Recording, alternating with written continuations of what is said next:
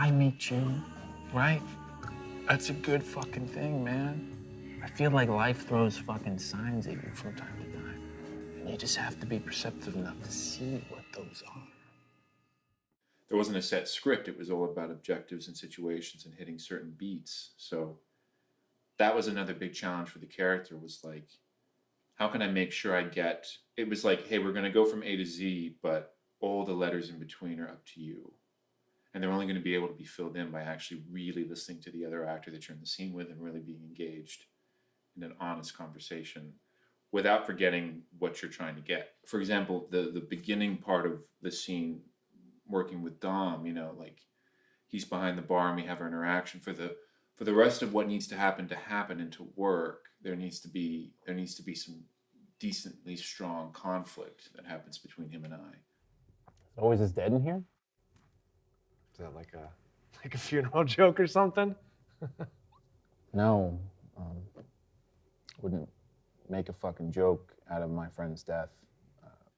But we can't just manufacture that. And so there was a bit of a nervous excitement about that of like, man, like, what if we don't get there? I remember even our first take, we had a really interesting first take, you know, with Dom, and then you come in and Andy was like, that was great, guys, but you're basically buddies. Like, where do we go from here? It was just, you were way too nice to each other. And he's like, again, you can't force it, but don't be afraid to find things that might agitate and then build off of that. And so it was, that was a really cool challenge of like, it's not predetermined and written into a script of like, he says this exact thing and now your response is this and it's angry and blah, blah, blah. It was like, no, you're just gonna, it's gonna happen. It's gonna just start talking and see where it goes. And it sort of, eventually we hit like this crescendo where like Dom gave me exactly what I needed. Let's do that. I'll tell you what we're gonna do.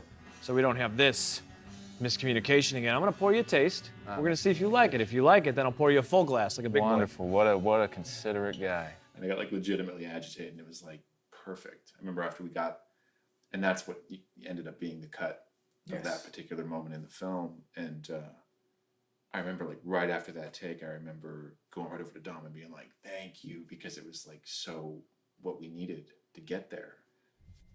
Scene 28, take 2. You know, the actors they dictated the camera movement, which it's usually the reverse, like we've talked about. Right. So it's like, that's completely, you know, Alex is literally behind the camera reacting to what we're doing.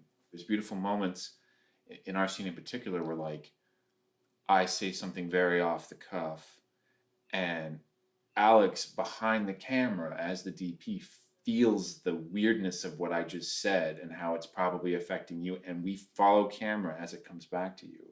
And that's a decision that he makes freely as the camera operator to pop back over to you. And you're already there reacting naturally, not even knowing that he's doing that, right? That he's going to say this and you're going to react. It's like, no, like I just happened to say something and you reacted a certain way. He felt it too. And so, like you said, there's like this dance that happens. I think that was my favorite part of how the camera became part of the story. Yes,